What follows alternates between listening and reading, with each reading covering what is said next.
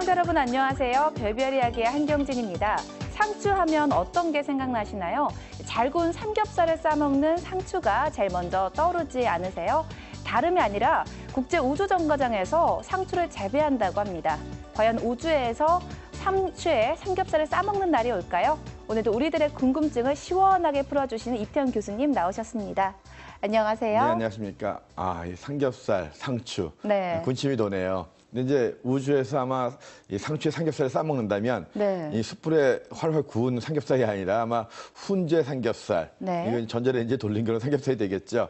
근데 아무튼 이번에 지난 4월 20일 날 드래곤이라고 하는 그 무인 우주 화물선이 그 우주 정거장과 도킹을 했는데 그때 백이라고 불리는 이런 이 우주 정거장에서 이 상추를 재배할 수 있는 그런 장치를 갖고 올라갔다고 합니다. 한 45cm 정도 되는, 그러니까 손바닥 한 2배 정도 되는 크기의 이런 장치인데요.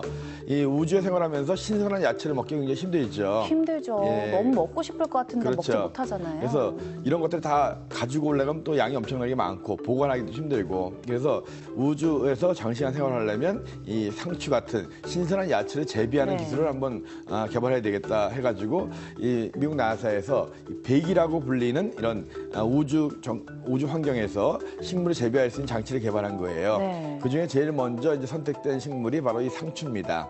물만 가지고도 이제 재배할 수 있기 때문에, 그래서 이 상추를 재배하는 백이 앞으로 이제 시간이 지나서 이제 실험에 성공한다면 우주 상추가 나올 거고요. 이것이 나중에 이제 우주 농장도 만들어질 수 있을 것 같고, 메이드 인 스페이스.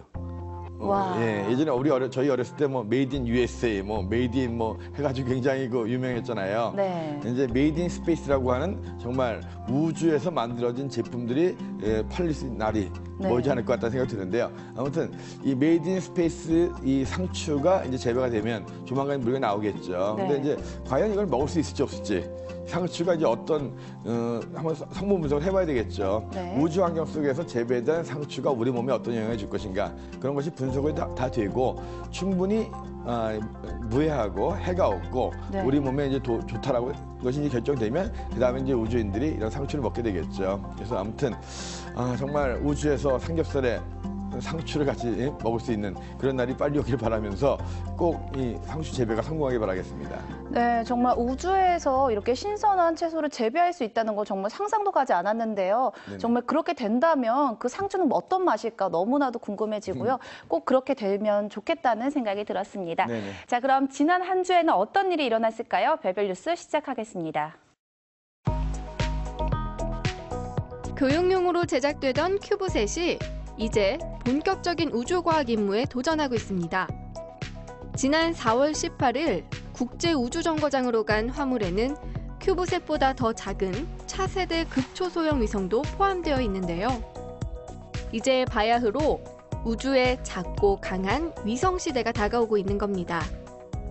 초소형 위성 큐브셋 발사가 폭발적으로 증가한 것은 2010년으로 나사가 큐브셋 발사 프로젝트를 진행하면서부터인데요.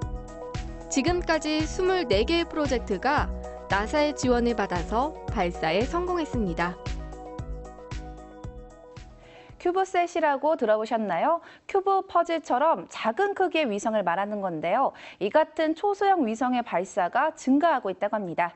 교수님, 어떤 이야기인가요? 네, 큐브셋이라고 하는 정육면체의 큐브, 그걸로 이루어진 이제 위성을 말하는 거거든요. 과거에 위성은 굉장히 컸죠. 크다 보니까 만드는데 굉장히 많은 돈이 들어가고 또 이거 발사하는 데도 굉장히 큰 돈이 들어갔는데 요새는 모든 부품들이 작아졌잖아요. 그래서 지름 길이가 이제 가로 세로가 한 10cm 정도 되는 자그마한 이 큐브 모양의 위성을 만드는 거예요. 이런 위성이 가가지고 큰 위성만한 성능을 발휘하는 거죠. 지난 1월 달에는 이제 큐브셋 3개를 연결해서 좀 크죠. 3개를 연결해가지고 우주에서 오는 그 감마선을 연구하는 그런 우주선도 위성도 올린 적이 있거든요.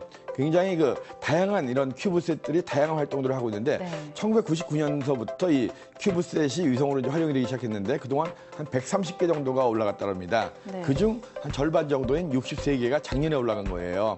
그래서 이제 점점 이 우주 위성 시대들이 자그마한 큐브셋 시대로 가고 있는 것이 아니겠느냐. 큐브셋 하나가 이제 발사하려면 이거 이제 만들어서 발사하는 비용이 한 1억에서 2억밖에 되지 않는다고 합니다. 네.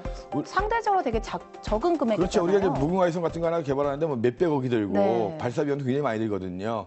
작다 보니까 그만큼 비용도 저렴하고 또 이 발사하는 데 들어가는 비용은 굉장히 저렴해요. 뭐 몇만 불 정도 수준. 네. 그러니까 몇만 불, 우리한테 개인한테 큰 돈이지만 위성을 개발하고 하는데 몇 천만 원 정도로서 위성을 발사할 수 있다. 네. 굉장히 적은 비용이잖아요. 그래서 로켓을 하나 발사하면서 거기서 소형 위성들이 여러 개 동시에 발사하기 때문에 네. 비용이 싸지는 거거든요.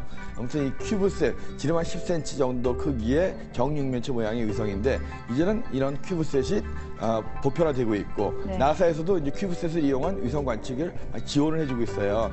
그리고 현재 나온 기술은 큐브셋 정도가 아니라 훨씬 더 작은 우표 모양 정도 크기의 위성들도 개발되고 있다고 와, 합니다. 정말 대단하다는 그렇죠. 생각이 그러면 드는데요. 이제 정말 우표 정도 모양의 위성이 올라가가지고 다양한 관측 활동이라든가 네. 통신 활동들을 하는데 그러면 그만큼 비용 훨씬 더 저렴해지겠죠. 네. 그래서 위성 시대가 점점 더 확장되게 되는 그런 계기가 될 것 같은데 아무튼 모든 어떤 칩들이 작아지고 소형화되면서 네. 이 위성들도 이제 큐브셋 정도에서 더 나아가서는 우표 크기 정도의 우주 위성들의 네. 시대가 오는 것 같습니다. 아무튼 근데 걱정되는 것은 그만큼 많아지면서 네. 또 우주가 또 너무 또 이제 밀도가 높아지는 것이 아니겠는가 좀 걱정되긴 합니다. 네, 그러니까 가로 세로 10cm 거의 진짜 그 작은 주먹 정도 되는 네, 크기죠. 그러니까 그 작은 초소형 위성을 쏘아 올려서 그리고 이렇게 여러 가지 관측도 할 수 있다는 말씀이신 예, 거잖아요. 그리고 이제 앞으로는 그보다 더 작은 것들도 개발되고 있고요. 그러니까 정말 기술이 나날이 발전하고 있다는 거를 진짜 온몸으로 느낄 수 있는데요. 네. 조금 더 작은 위성을 더 이렇게 쏘아 올릴 수 있다면 더 적은 비용으로 네. 예, 여러 우주 개발할 수 있으니까 더 좋지 않을까 생각이 들었습니다. 자, 별별 뉴스에서 다음 시간에 전해드릴 새로운 소식도 기대해 주세요.